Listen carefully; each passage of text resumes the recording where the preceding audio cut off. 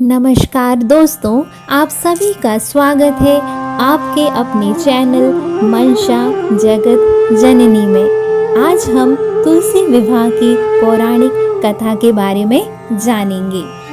कथा इस प्रकार है। एक बार शिव जी ने अपने तेज को समुद्र में फेंक दिया था। उससे एक महातेजस्वी बालक ने जन्म लिया। यह बालक आगे चलकर जलंधर के नाम से पराक्रमी दैत्य राजा बना। इसकी राजधानी का नाम जलंधर नगरी था। दैत्यराज कालनेमी की कन्या वृंदा का विवाह जलंधर से हुआ। जलंधर महाराक्षस था। अपनी सत्ता के मद में चूर उसने माता लक्ष्मी को पाने की कामना से युद्ध किया, परंतु समुद्र से ही उत्पन्न होने के कारण माता लक्ष्मी ने उसे अपने भाई के रूप में स्वीकार किया।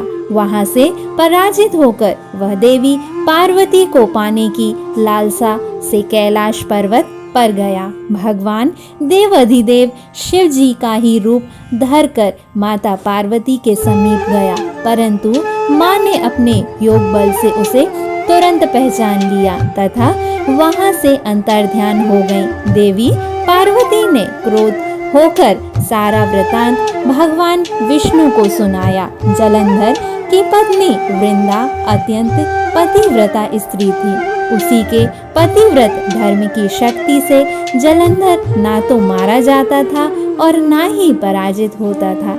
इसलिए जलंधर का नाश करने के लिए वृंदा के पतिव्रत धर्म को भंग करना बहुत आवश्यक था। इसी कारण भगवान विष्णु ऋषि का वेश धारण कर वन में जा पहुँचे, जहाँ वृंदा अकेली भ्रमण कर रही थी। भगवान के साथ दो मायावी राक्षस भी थे, जिन्हें देखकर वृंदा भयभीत हो गई। ऋषि ने वृंदा के सामने पल में दोनों को भस्म कर दिया। उनकी शक्ति देखकर वृंदा ने कैलाश पर्वत पर महादेव के साथ युद्ध कर रहे अपने पति जलंधर के बारे में पूछा। ऋषि ने अपने माया जाल से दो वानर प्रकट किए। एक वानर के हाथ में जलंधर का सिर था तथा दूसरे के हाथ में धड़।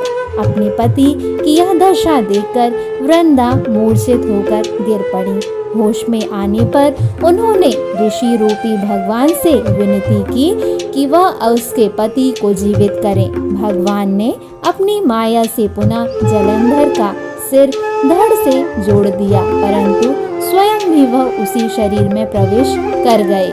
वृंदा को इस छल का तनिक भी अभ्यास न हुआ।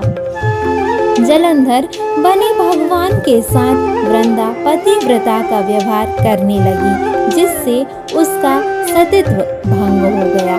ऐसा होते ही वृंदा का पति जलंधर युद्ध में हार गया। इस सारी लीला का जब वृंदा को पता चला तो उसने क्रोध होकर भगवान विष्णु को हृदयहीन शिला होने का श्राप दे दिया।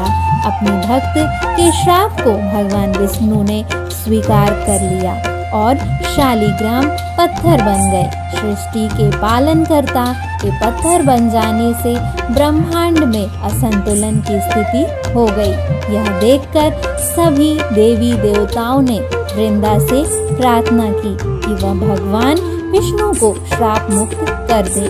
वृंदा ने भगवान विष्णु को श्राप मुक्त कर स्वयं आत्मदाह कर लिया। जहाँ वृंदा भस्म हुई वहाँ तुलसी का पौधा हुआ। भगवान विष्णु ने वृंदा से कहा, हे वृंदा, तुम अपने सतीत्व के कारण मुझे लक्ष्मी से भी अधिक प्रिय हो गई हो। अब तुम तुलसी के रूप में सदा मेरे साथ रहोगी। तब से हर साल कार्तिक महीने की देवउठनी एकादशी का दिन तुलसी विवाह के रूप में मनाया जाता है। जो मनुष्य भी मेरे शालिग्राम रूप के साथ तुलसी का विवाह करेगा, उसे इस लोक और परलोक में विपुल यश प्राप्त होगा। उसी दैत्य जलंधर की यह भूमि जलंधर नाम से विख्यात है। सती वृंदा का मंदिर मोहल्ला कोट किशनचंद में स्थित है।